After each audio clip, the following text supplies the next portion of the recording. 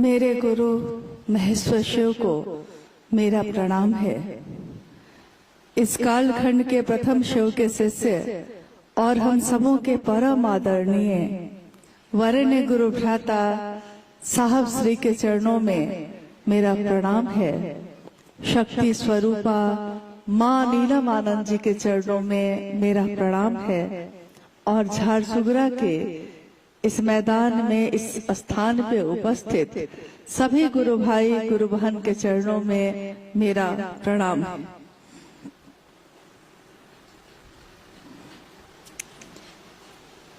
हम सभी का परम सौभाग्य है कि अपने गुरु शिव की बात के लिए यहाँ आने का सौभाग्य प्राप्त हुआ, मौका मिला। और पिछले 4-5 दिन उड़ीसा राज्य के लिए थोड़ा भारी गुजरा है मौसम के मामले में, लेकिन देखिए महागुरु महादेव की असीम दया से इस विपरीत परिस्थिति में भी किस तरह महादेव ने व्यवस्था करके अपने काम को तो करवा ही लिया। हम योजना कुछ और बनाते हैं और महादेव की योजना कुछ और होती है। तो जहां जहां जाने का पिछले 4 दिन में नहीं सोचा, उन सभी जगहों पे जाने का मौका अचानक ही मिल गया। और मन ये समझा कि शायद ये यात्रा, ये जगह जगह गुरु भाई गुरु बहनों से मिलना आने वाले समय में महादेव के काम को और विस्तार देने में मददगार साबित होगा। जो साहब ने चाहा, जो दीदी माँ ने चाहा।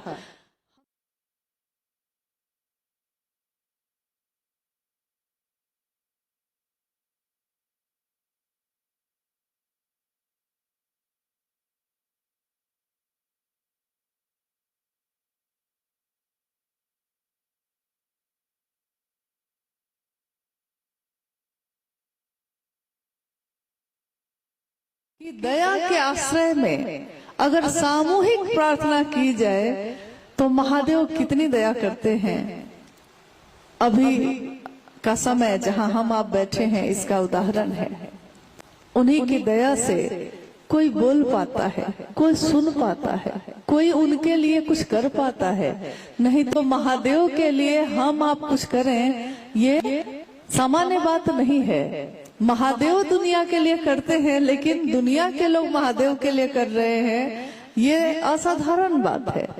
हमारी बिसात नहीं, हमारी क्षमता नहीं है, हम में योग्यता नहीं है, लेकिन तब भी अपने गुरु शिव के लिए गुरु ने इतना सामर्थ्यवान बनाया है कि आप ही हम ही जो कर रहे हैं उसके द्वारा जितना भर जरूरत है उतना काम हो जा रहा है। इसी झारसुगड़ा में आज से 12-13 वर्ष पूर्व हमारे वरेण्य गुरु भ्राता साहब श्री का आगमन हुआ। उस समय भी जो गुरु भाई गुरु बहन उस आयोजन में सम्मिलित थे, उसमें से मुझको लगता है कि कुछ लोग तो आज भी उपस्थित हैं यहाँ। और कितना सौभाग्य है कि धरती के लोग जिसको चाहते रहे कि वो काश उनको मिल पाते, काश वो मेरे यहाँ आ पाते, उड़ीसा की धरती ने इस सौभाग्य को बार बार लिया है। और यहाँ के गुरु बहनों और गुरु भाइयों ने मिलकर न्यूनतम व्यवस्था में, न्यूनतम यानी बहुत बड़ी बड़ी व्यवस्था नहीं थी, निर्बल सामर्थ्य में, सामर्थ्य भी ज्यादा नहीं था, लेकिन महादेव की दया से गांव-गांव, जंगल-जंगल, पहाड़-पहाड़, शहर-शहर महादेव का संदेश पहुंचाने का काम किया है। हम शिव शिष्यों का हृदय उन सभी को नमन करता है जिन्होंने साहब श्री हरिंद्रानंद जी के इस संकल्प को, इस संदेश को लोगों तक पहुंचाने में अपनी भूमिका प्रदान की है, अपनी सहभागिता दी है। और उनकी ये सहभागिता इतिहास जब बनेगा शिव शिष्यता का, उसमें सुनहरे अक्षरों में दर्ज होगा। दुनिया जब पढ़ेगी शिव शिष्यता कैसे आई इस कालखंड में, किसने लाने का काम किया, किसने बढ़ाया, तो उसमें उन बातों का जिक्र होगा या शायद ना होगा। शायद बहुत लोगों को लोग जानेंगे भी नहीं, लेकिन इमारत जो खड़ी होगी शिवशता की, उसके नींव के पत्थर यही लोग हैं और रहेंगे।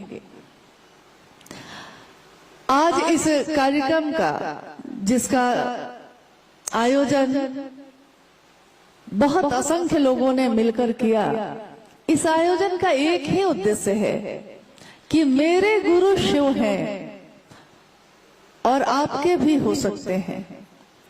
साहब हरिंद्रानंद जी का ये संदेश लेकर जगह जगह हम लोग जाते रहते हैं, जिस तरह आप जाते हैं।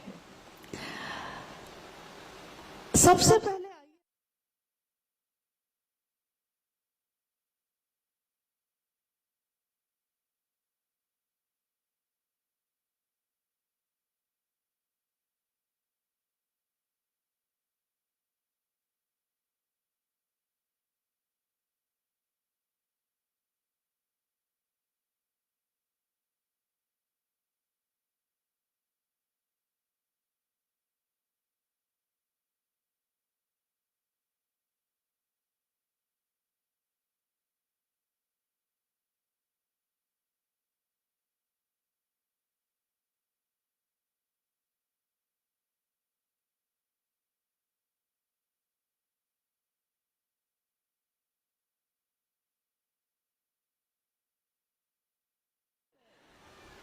काल से भी जो बड़ी सत्ता है, यानी महाकाल। और बनारस में जो शिव का मंदिर है, उस मंदिर का नाम है ज्ञानवापी महादेव। ज्ञानवापी यानी शिव के ज्ञान दाता स्वरूप को कहा गया है। शिव क्या करते हैं? शिव ज्ञान का वपन करते हैं, ज्ञान का रोपण करते हैं। जैसे हम लोग अपने खेत में पौधा तैयार करके कैसे एक जगह पौधा तैयार करते हैं और पूरे खेत में जाकर हम लोग क्यारी में बारी बारी से उस पौधे को लगाते हैं, रोपण करते हैं पानी और कीचड़ में उस पौधे को, ताकि उसमें एक दिन पौधा बड़ा होगा, अनाज की बालियां निकलेंगी और हम सभी के पेट की भूख खत्म होगी। शिव ज्ञानवापी भी है, ज्ञान का वपन भी करते हैं। अंकुरन उन्हीं के द्वारा होता है, पल्लवित पुष्पित भी उन्हीं के द्वारा होता है। महादेव के अनेक रूपों की पूजा भारत के अध्यात्म में, जिस देश में हम आप रहते हैं, इस भारत देश में शिव के अनेक रूपों की पूजा होती आई है। किसी ने उनको महाकालेश्वर कहा, किसी ने महाकापालेश्वर कहा, किसी ने महायोगेश्वर कहा। आपने सुना होगा कि योग करते हैं हम। योग यानी कि शरीर की मुद्राओं से ईश्वर से जुड़ने का तरीका, विद्या, ज्ञान, उसके भी अधिष्ठाता, उसके भी आराध्य, उसके भी आचार्य कौन है?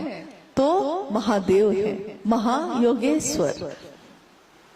यानी आप देखिए कि जगत में कोई भी रूप अगर हम देखते हैं और उस तरफ से चलना शुरू करते हैं, ऊपर की यात्रा शुरू करते हैं, तो जिस तरह पहाड़ पे चढ़ने के लिए किसी भी तरफ से आप चढ़ सकते हैं, लेकिन चढ़ाई जब खत्म होती है ऊपर जाकर, तो शिखर एक ही होता है। उसकी चोटी पहाड़ की इस तरह से ऊपर में एक ही होती है, और उस शिखर पे किसी भी रास्ते से जाइए, महादेव ही बैठे नजर आते हैं। ये महादेव कौन है? भगवान, हमारे अपने या हमसे बहुत दूर? क्योंकि भगवान तो बहुत दूर दिखाई देते हैं। भगवान यानी कि बहुत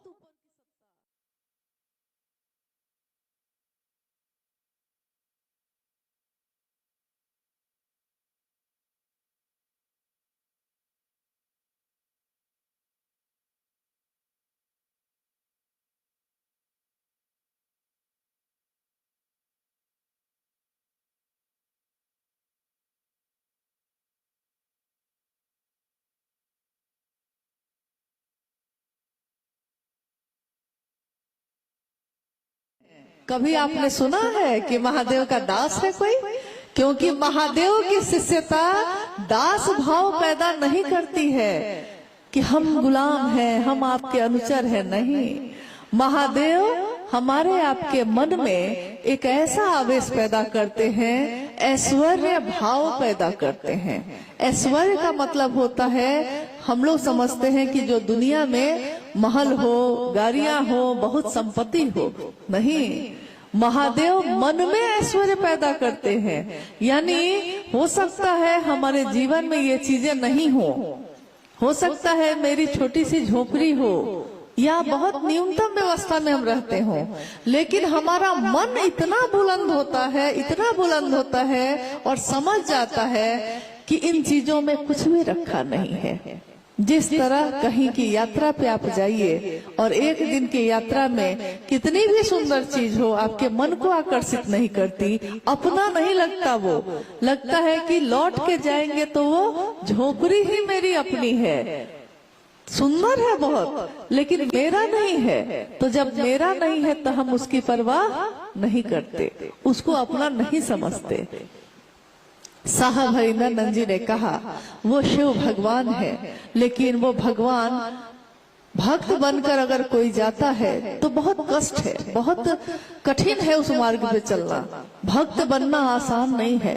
भक्त बनने के लिए पहले भाव पैदा करना पड़ता है, फिर प्रेम पैदा करना पड़ता है, फिर प्रेम से भक्ति में जाना पड़ता है, और भक्ति में भी जब ऊपर जाते हैं तब कहीं जाकर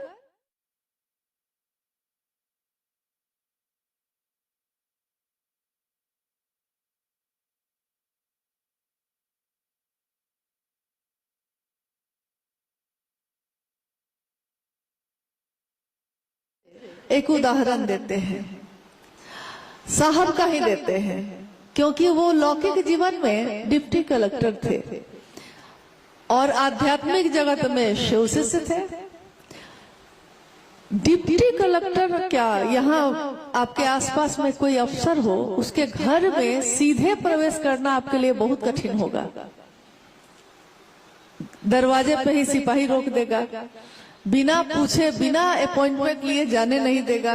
उसमें भी आपका जो पूरा शरीर है उसकी जांच करेगा, सुरक्षित करने के लिए सुरक्षा की जांच करेगा। फिर भी समय मिलेगा कि नहीं कहना कठिन। लेकिन वही डिप्टी कलेक्टर जिनसे मिलना आपके लिए बहुत कठिन है उनके ऑफिस में, वही जब अपने घर में शिव शिष्य के रूप में है तो जो जाता है वो साहब से मिल लेता है, कहता है कि महादेव के शिष्य आए हैं, शिव के शिष्य आए हैं। तो वही साहब हरिनंदन जी जो कार्यालय में जिनसे मिलना बहुत कठिन है, शिव शिष्य बनकर जाने पे उनसे मिलना बहुत आसान रहा। उतने ही सरल, उतने ही सहज। उनके आचरण से ये पता चलता है कि उनके गुरु शिव यानी महादेव, उनके गुरु शिव, उनसे मिलना भी बहुत आसान है अगर हम शिष्य बन के जाते हैं। क्योंकि शिष्य को तो कुछ नहीं आता है, तभी ना वो शिष्य बना है। अगर उसको कुछ आता तो वो शिष्य क्यों बनता, तब वो भक्त बनता।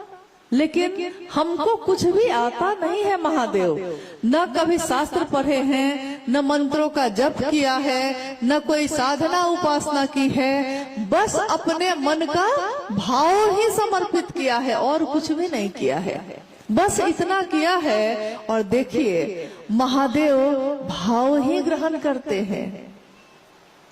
ठीक वैसे ही जैसे हम और आप भी भाव ही ग्रहण करते हैं। हमारा सहज प्रेम करने का स्वभाव है। भाव ग्रहण करते हैं का क्या मतलब है, जैसे आप किसी के घर गए, अब आप उसके घर जो गए हैं वो आपको भोजन भी अच्छा कराया, आपके रहने की व्यवस्था भी कर देता है, सारी चीज है, नौकर चाकर सब है, आ रहे हैं जा रहे हैं, लेकिन तब भी आपका मन खुश नहीं है। कारण क्योंकि उसने आपको वो भाव नहीं दिया है जो सोच के आप गए थे उसके यहाँ। आप तो भाव के कारण चले गए। आपने सोचा कि मेरा परिचित आदमी है, आज बड़ी जगह पे है, चलिए मिल के आते हैं, मेरा भाई है, मेरा मित्र है, चलिए मिल के आते हैं। जाने पे उसने बैठाया, खिलाया भी, सारी व्यवस्था भी की, लेकिन तब भी आपका मन खुश नहीं हुआ। क्यों? क्योंकि उसने जिस भाव से आप गए थे ना, आपको बदले में वो भाव नहीं दिया, तो आप दोबारा फिर उसके यहाँ जाना चाहिएगा? कभी नहीं जाइएगा। कोई अपने घर में, जैसे हम अपने बच्चों की शादी करते हैं, विवाह करते हैं, अपनी बेटी का विवाह बहुत अच्छे घर में करिए, उसका पति बहुत अच्छा हो।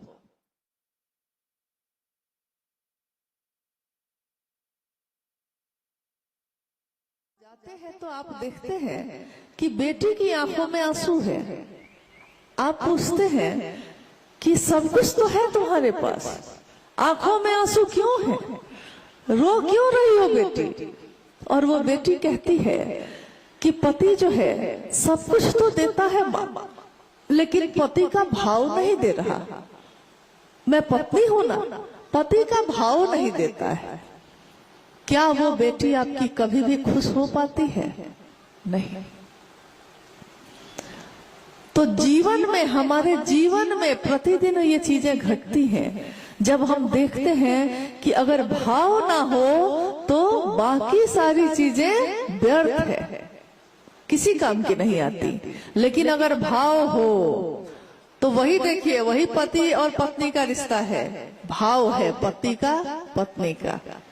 और पूरी तरह वो बर्बाद हो गया है, रोड पे आ गया, सड़क पे आ गया है, और पत्नी नमक और रोटी खिला रही है और पति से कह रही है कि तेरा साथ है तो मुझे क्या कमी है, अंधेरों में भी जल रही रोशनी है, मुझे झोपड़ी भी महल लग रही है, तेरा साथ है, यानी पति का भाव। तो देखिए, हर रिश्ते में भाव ना हो तो वो रिश्ता सो जाता है, भाव ना हो तो कोई रिजल्ट नहीं है, कोई परिणाम नहीं है, कोई आनंद नहीं, कोई खुशी नहीं, कोई शांति नहीं। बस इतना ही भर समझिए कि बस यही बात साहब ने कही कि ये महादेव हैं, इनका एक रूप है जगत गुरु का। गुरु भाव है, शिष्य भाव देना है। गुरु भाव तो है ही, हम शिष्य भाव जो देना चाहिए हमको, सब कुछ तो हम करते हैं महादेव के लिए। पूजा पद्धति में हम सब कुछ करते हैं। उपवास करते हैं कि नहीं? सावन में सोमवार को उपवास तो करते हैं, महाशिवरात्रि में उपवास करते हैं, पूजा भी करते हैं, जल चढ़ाते हैं, बेलपत्र चढ़ाते हैं, मिठाइयाँ चढ़ाते हैं, फल चढ़ाते हैं, सारे कर्मकांड करते हैं। ठीक वैसे ही जैसे आयोजन तो सारा है, लेकिन उसमें महादेव के लिए महादेव को कर रहे हैं, इसका भाव नहीं है। भाव है किस बात का? कि मेरे बेटा को ये हो जाए, मेरे पति को ये हो जाए,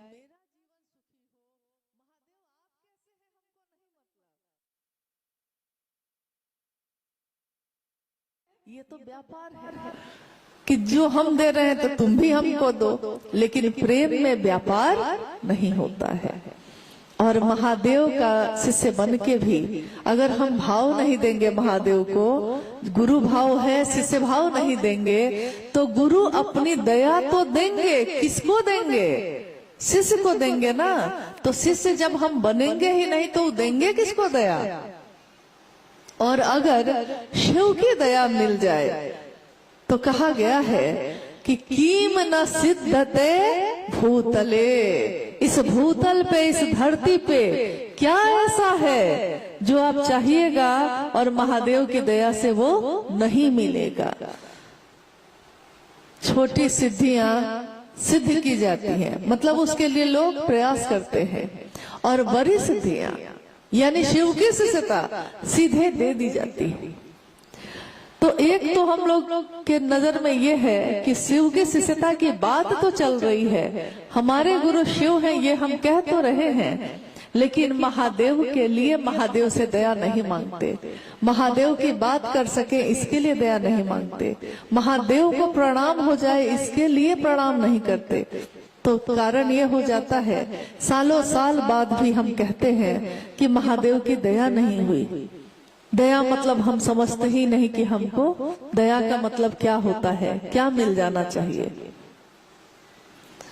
शिव की शिष्यता जागरण है व्यक्ति के आध्यात्मिक और मानसिक तल का।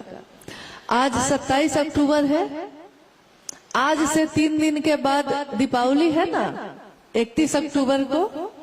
अभी आपने सुना भाई सोमेंद्र जी बता रहे थे साहब के बारे में, तो उन्होंने कहा कि 31 अक्टूबर 1948 को साहब श्री का जन्म इस धरती पे हुआ है और उस दिन भी दीपावली मनी थी। क्या सुखद संयोग है कि इस बार की दीपावली भी 31 अक्टूबर को है और दीपावली का दिन है और दिए जलेंगे। साहब ने कहा एक बार, शिव की शिष्यता यानी आध्यात्म पे चलने का रास्ता है ये। हम दिया जलाते हैं ना तो उसमें रोशनी होती है। कहीं भी दीपावली के दिन हम जब दिया जलाएंगे तो उसमें रोशनी होगी, धरती रोशन होगी। एक बार हंसी में साहब ने कहा कि एक बार ऐसा हुआ कि अंधेरे ने सूरज की शिकायत कर दी भगवान से। अंधेरे ने भगवान के पास जाके कहा कि ये जो आपका सूरज है ना, सूरज जो उगता है तो रोशनी हो जाती है, ये सूरज मेरा पीछा करता है और मेरा पीछा करता है। इसके कारण जब ये आ जाता है तो मुझको भागना पड़ता है। तो भगवान ने बुलाया सूरज को और पूछा कि क्यों इसका पीछा करते हो। सूरज ने कहा, यानी रोशनी ने कहा कि मुझको तो इससे भेंट ही नहीं है कभी, मैं इसका पीछा क्यों करूंगा। तो संदेश ये है कि जहां रोशनी आती है वहां अंधेरा अपने आप खत्म हो जाता है। दिन की रोशनी है, बाहर धूप खिली हुई है और आप अपने घर के दरवाजे और खिड़की को बंद कर लीजिए, अंदर का पर्दा फैला दीजिए और देखिए कि घर में अंधेरा हो जाता है। यानी अंधेरा तो है ही, रोशनी को लाना पड़ता है। पर्दा हटाइएगा फिर से कमरा रोशन हो जाता है, यानी रोशनी को लाना होता है। गुरु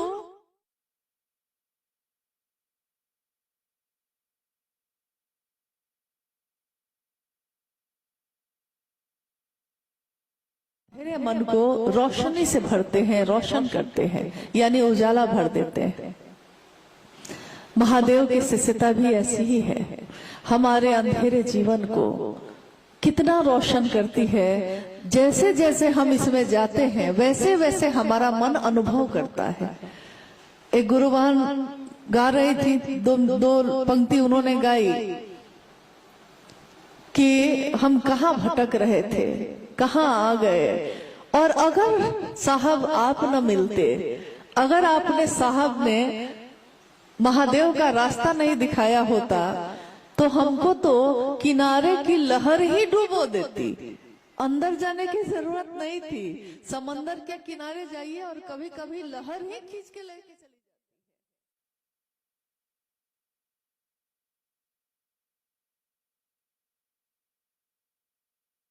मेरे हो जाए और महादेव की शिष्यता हो जाए।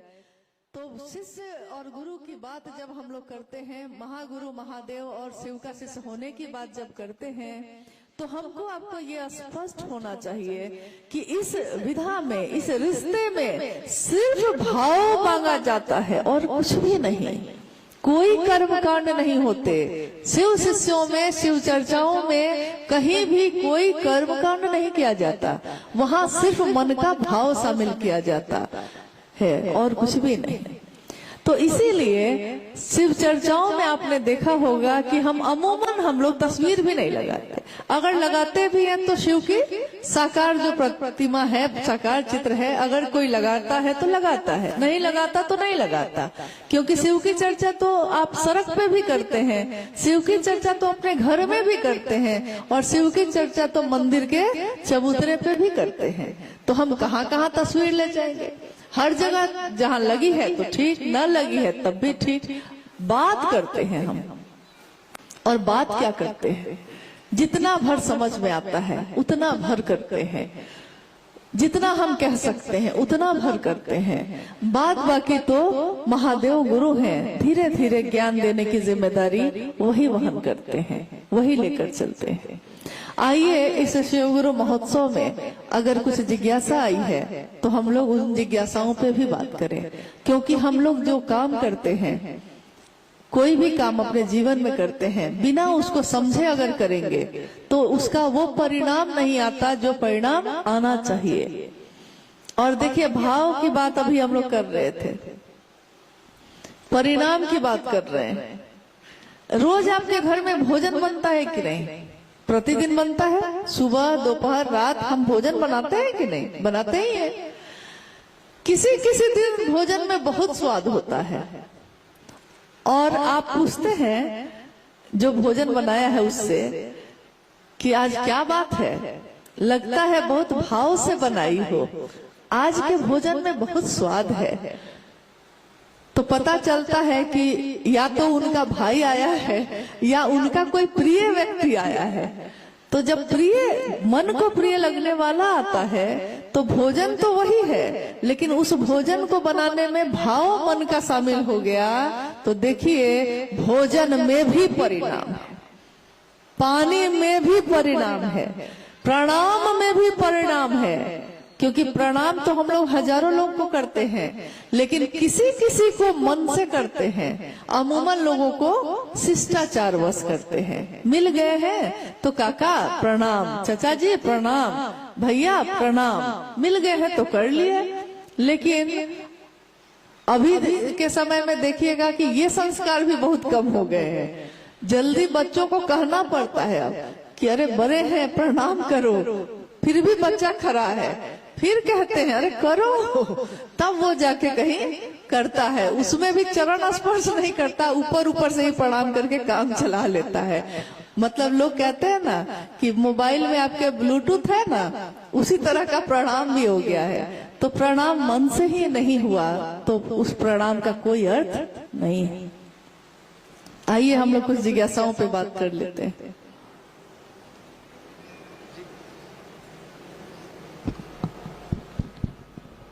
जिज्ञासा है,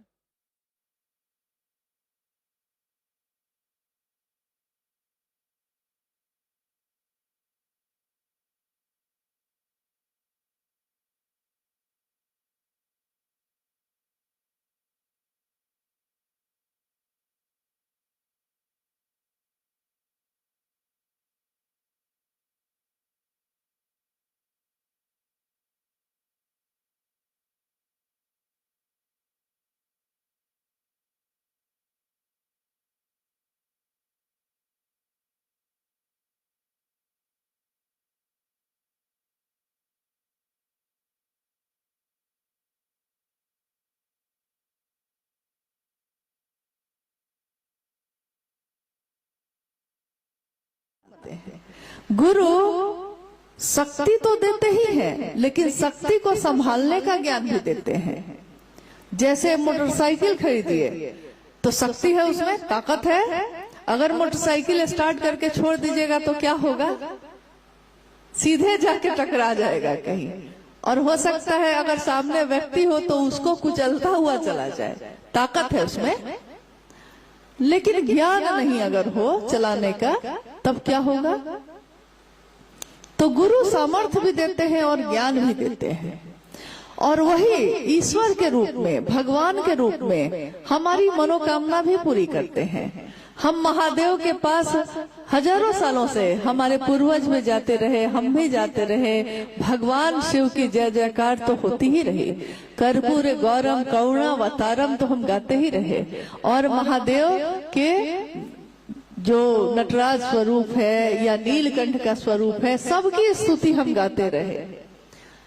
महादेव को मालूम है कि वो कैसे हैं। हम आपके सामने खड़े होके कहें कि आप बड़े अच्छे व्यक्ति हैं, तो आपको तो पता है कि आप अच्छे हैं कि खराब हैं। आदमी अपने बारे में जानता है, भगवान नहीं जानते, भगवान भी जानते हैं। तो हम उनके सामने खड़े होके तो स्तुति गायन करते हैं, लेकिन धरती के लोग सोए हैं। अध्यात्म के रास्ते पे धरती के लोग सो गए। पूजा पाठ में कर्म कांड तो है ही, ऐसा नहीं कि पूजा नहीं हो रही। और महादेव की पूजा का परिणाम भी है, शिवलिंग पे जल चढ़ाते हैं, हमारी मनोकामना पूरी होती है तो हम खुश हो जाते हैं। लेकिन उस मनोकामना के पूरे होने में हमारा भला है या नहीं है ये तो हम नहीं जानते। और चीजें मिल जाए और संभालने का ज्ञान नहीं हो तब भी वो बेकार है मेरे लिए। आपको हवाई जहाज दे दिया जाए आपके लिए बेकार है तो बहुत कीमती चीज वो, हवाई जहाज बहुत कीमती है, लेकिन आपके लिए किस काम की? और साइकिल है तो आपके लिए काम की है, क्योंकि साइकिल चलाने आपको आता है। अगर आपको हवाई जहाज चलाने आता तब आपके लिए काम की चीज थी, लेकिन चलाने का ज्ञान गुरु के रूप में ही कोई दे सकता है। बहुत लोग ऐसे हैं जिनके पिता मास्टर भी हैं, पिता भी हैं और शिक्षक भी हैं। और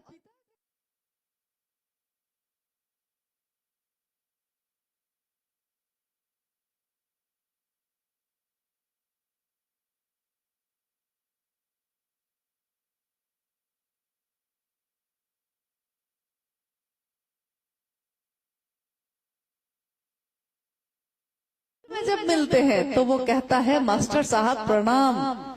और जैसे सारे विद्यार्थी बैठ के पढ़ते हैं, मास्टर साहब का बेटा भी शिष्य बन के ही बैठ के पढ़ता है, नहीं तो वो ज्ञान ले नहीं सकेगा। तो ज्ञान एक ऐसी चीज है जिसके लिए शिष्य बन के ही जाना पड़ेगा। और क्योंकि सिर्फ जगत गुरु शिव ही गुरु का काम करते हैं, तो जो गुरु का काम करते हैं हम उन्हीं के पास न जाएंगे। यहाँ के एसपी साहब बहुत ज्ञानी होंगे लेकिन वो मास्टर नहीं है, तो हम पढ़ने के लिए कहाँ जाते हैं? हम पढ़ने के लिए तो मास्टर के पास जाते हैं। और गुरुओं के गुरु, सदगुरुओं के गुरु महेश्वर शिव स्वयं गुरु हैं। तो जगत के लोग चाहे किसी भी जाति, किसी भी धर्म, किसी भी वर्ण, किसी भी संप्रदाय के हों, लेकिन जगत गुरु शिव को अपना गुरु बना सकते हैं। उसके लिए कोई नियम नहीं, कोई वर्जना नहीं रखी गई है। सिर्फ ये विचार, हे शिव आप मेरे गुरु हैं, मैं आपका शिष्य हूँ, मुझ शिष्य पर दया कर दीजिए। बस ये विचार ही आपके मन में शिव की शिष्यता का बिया या दीक्षा आप कह लीजिए कि दीक्षा हम कैसे लेते हैं, हमारे मन में इस विचार का प्रवेश होना ही शिव शिष्यता की दीक्षा है। और जब दीक्षा होती है तो गुरु दक्षिणा भी दी जाती है। यानी गुरु के लिए हम क्या करते हैं? तो महादेव के लिए भगवान के रूप में तो हम बहुत चीजें चाहते रहते हैं, लेकिन गुरु को हम क्या देंगे? क्योंकि वो तो ईश्वर भी है, तो हम कुछ भी देंगे तो उन्हीं का सामान उन्हीं को देंगे। क्या दे सकते हैं? आपने देखा होगा हमारे आपके बच्चे बाहर पढ़ने के लिए जाते हैं। जैसे झारसुगुड़ा में आप रहते हैं, संबलपुर में रहते हैं, तो किसी का बच्चा दिल्ली जाता है पढ़ने के लिए, कोई रांची जाता है, कोई राउरकेला में रह के पढ़ता है, जाता है ना।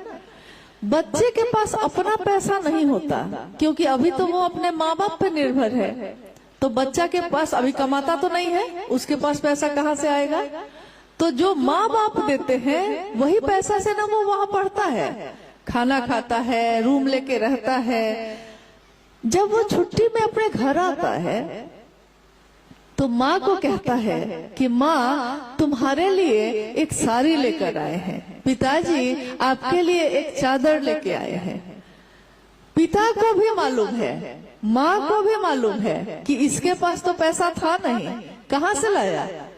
यानी हम जो दिए थे इसको खर्च करने के लिए उसी में से ना बचाया होगा, और बचाकर मेरा बच्चा मेरे लिए लाया। दिया हुआ तो मेरा ही है, लेकिन मुझको याद रखा और मेरे लिए लेके आया। ये भाव जो होता है, याद रखा, भूला नहीं मुझको, ये भाव उसकी माँ की आंखों में आंसू ले आता है, उसके पिता की आंखें भींग जाती है कि मेरा बच्चा भूला नहीं हमको। यही बात है कि महादेव तो ईश्वर है, हम धरती पे आए, ये दुनिया महादेव की है, लेकिन इस दुनिया में, जिस दुनिया में हम रहते हैं, महादेव की दुनिया में हम आप रहते हैं। लेकिन हमारी जो छोटी छोटी दुनिया है उसमें महादेव नहीं रहते। उसमें मेरे पति रहते हैं, मेरे बच्चे रहते हैं, मेरे माँ बाप रहते हैं, लेकिन क्या महादेव भी रहते हैं? महादेव की दुनिया में तो हम रहते हैं। तो ये भाव जग जाए, ये गुरु के बिना नहीं हो सकता। गुरु कभी शब्द से, कभी अपनी वाणी से, कभी साधना उपासना से और कभी मात्र दया से शिव के लिए आवेश पैदा करते हैं शिष्य के मन में।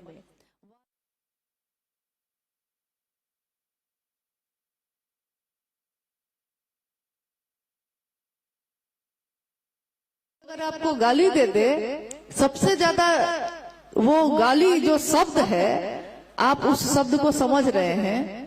अगर नहीं समझ रहे हैं उस भाषा को, तब तो गाली दे चाहे प्रेम करे, आपके लिए दोनों बराबर है। लेकिन अगर उसका अर्थ आप समझ रहे हैं तो आपके मन को सबसे ज्यादा वो चोट पहुंचाता है। और जब चोट पहुंचाता है तो क्या होता है? शब्द की मार आप भूल नहीं पाए। उसने मुझको गाली दी, आप भूल नहीं पाए। और किसी ने शब्द ही तो कहा है आपको कि हम तुमको बहुत प्यार करते हैं, ये भी तो शब्द ही है। हम आपका बहुत आदर करते हैं, ये भी एक शब्द है। तुम तो मेरे भाई हो, ये भी एक शब्द है।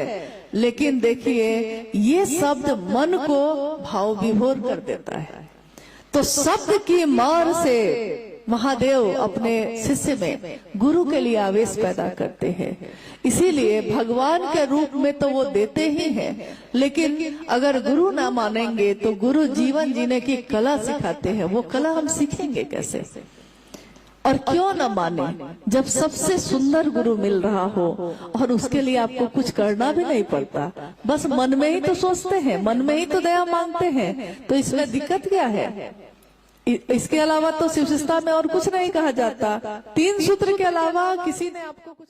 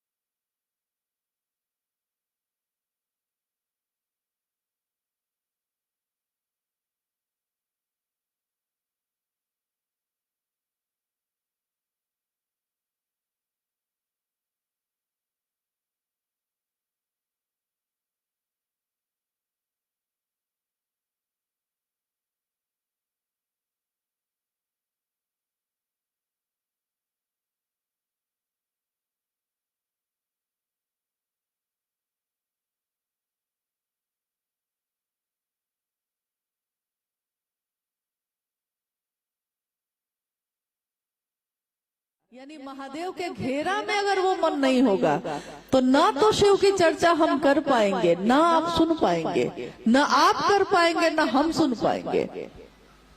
मन नहीं है तो रिश्तों का भी कोई मतलब नहीं है। और प्रणाम भी हम मन से ही करते हैं। तो देखिए, तीनों सूत्रों में मन ही साधन है। इसके अलावा शिव शिष्टता में करने के लिए कुछ भी नहीं कहा जाता। अगर कोई कहे तो मेरा अनुरोध है कि आप कभी भी दूसरा कोई काम मत करिए। साफ उसको कह दीजिए कि मैंने साफ साफ सुन लिया है साहब का संदेश। शिव शिष्टता मतलब मन की विदा है। उस मन में महादेव को उतारिए, मन को मंदिर बनाइए, हृदय में मंदिर की स्थापना हो जाए। ऐसी है शिव की शिष्यता। चलते फिरते मंदिर बन जाए शिव के शिष्य, ऐसी है शिव की शिष्यता। शिव की शिष्यता क्या है?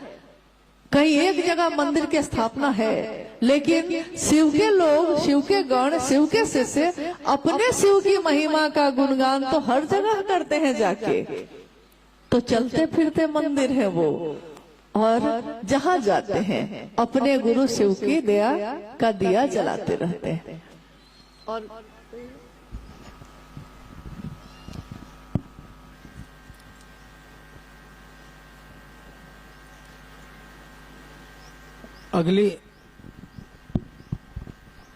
अगली जिज्ञासा है कि माला जप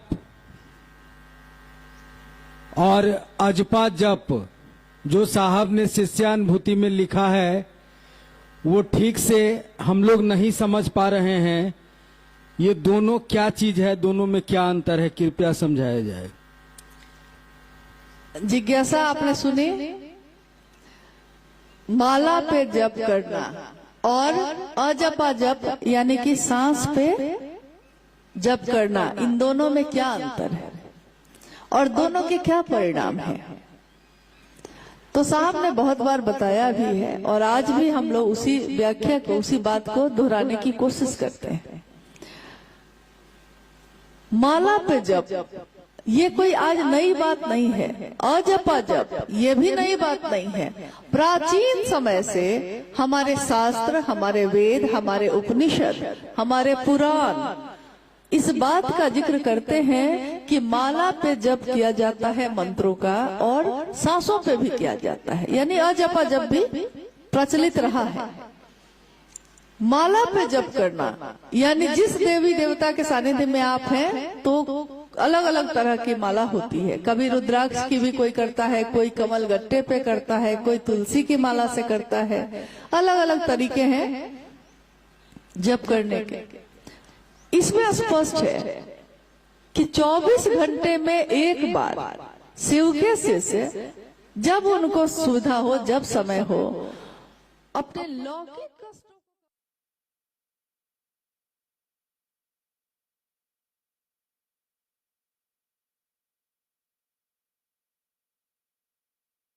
शामिल होते हैं। क्योंकि अगर भाव शामिल नहीं है तो सीधे मशीन की तरह तो दोहरा देंगे हम, लेकिन भाव है नहीं प्रणाम का तो काम करेगा नहीं। मंत्रानुक्रम से माला पे जो जप होता है वो कैसे होगा? मंत्रानुक्रम।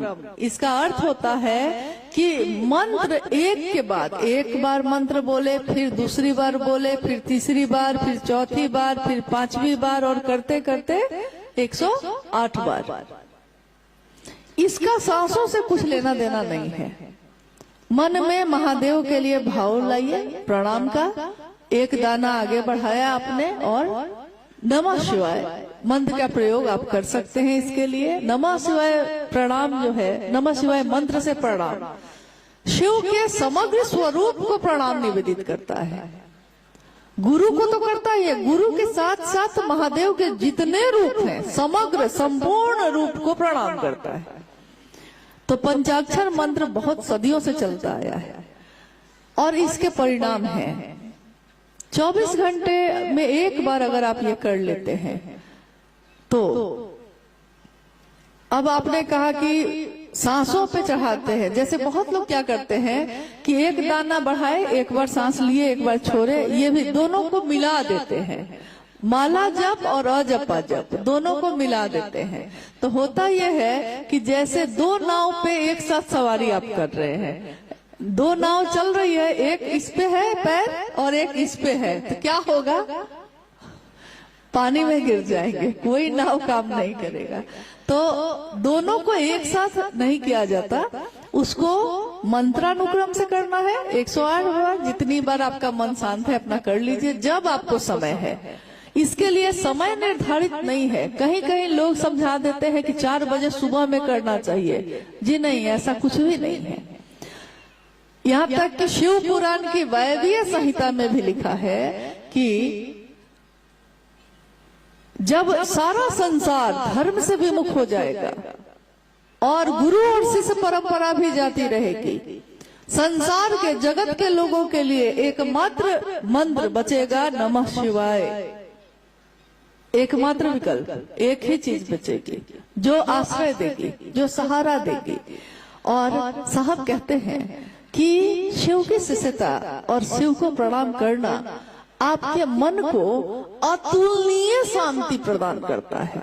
अतुलनीय मतलब एक होता है कि हम आपको कहें कि सब कोई एकदम चुप हो जाइए, तो आप लोग सब कोई चुप हो जाइएगा, तो क्या होगा? सन्नाटा हो जाएगा। सन्नाटा तो हो जाएगा, आवाज नहीं हो रही है कहीं। लेकिन क्या सारे लोगों का मन भी शांत हो गया है? मुंह तो बंद हो जाएगा, सन्नाटा हो जाएगा, लेकिन मन तो शांत नहीं होगा। यानी मन में शांति तो नहीं होगी। सन्नाटा लाया जा सकता है, लेकिन आंतरिक शांति, मन की शांति सिर्फ शिव की दया के आश्रय में ही है। तो ये विधा 24 घंटे में एक बार आप मंत्रानुक्रम से कर सकते हैं। उसमें यह भी है कि ये एक ऐसा मंत्र है जिसके लिए कोई नक्षत्र, कोई दिन, कोई स्थिति, शुद्ध अशुद्ध, पवित्र अपवित्र, कोई मतलब ही नहीं है इन चीजों का। अगर आप नमः शिवाय से प्रणाम कर रहे हैं तो यानी इसके लिए आप कोई समय निकालने की आपको जरूरत नहीं है। जब आपको जिस स्थिति में भी आप शिव को प्रणाम करेंगे वो प्रणाम ग्रहण होता ही होता है। अब हम आते हैं अजपा जप पे, यानी एक ऐसा जप जिसकी गिनती नहीं की जा सकती। अजपा जप मतलब ही हुआ ऐसा जिसका जप नहीं किया जा सकता, गिनती ही नहीं हो जिसकी। और ये क्या है? कौन माला है ये? तो ये है सांसों की माला। कभी आपने गीत सुना होगा, सांसों की माला पे जपलूं मैं शिव का नाम। यानी सांसों की माला पे ही मैं पी का नाम जपती हूँ, मैं शिव का नाम जपती हूँ। सांस सांस पे, श्वास श्वास पर नाम ले, वृथा श्वास मत खोए। क्या जाने इस जीवन में फिर आना हो न हो, क्या पता इस जीवन में फिर आएंगे कि नहीं आएंगे। तो एक एक सांस पे उनका नाम ले ले हम लोग, ताकि कोई सांस व्यर्थ न हो जाए। अजपा जप विधि सर्वोत्तम विधि है शिव को प्रणाम करने की। और क्योंकि मंत्र जो है 5 अक्षरों का ही सांस पे चढ़ सकता है और उतर सकता है, और वो मंत्र है नमः शिवाय, यानी नमः चढ़ा और शिवाय उतरा। शिव की शिष्यता में इसकी क्या भूमिका है? आपने अभी घटनाओं को सुना है, साहब के जीवन की घटनाओं को। जब उन्होंने 1974 में शिव को अपना गुरु माना था, तो 1975 में बिहार में एक जिला है मुजफ्फरपुर, वहां का एक ब्लॉक है, प्रखंड है तुर्की। तुर्की के टीचर ट्रेनिंग कॉलेज के प्रिंसिपल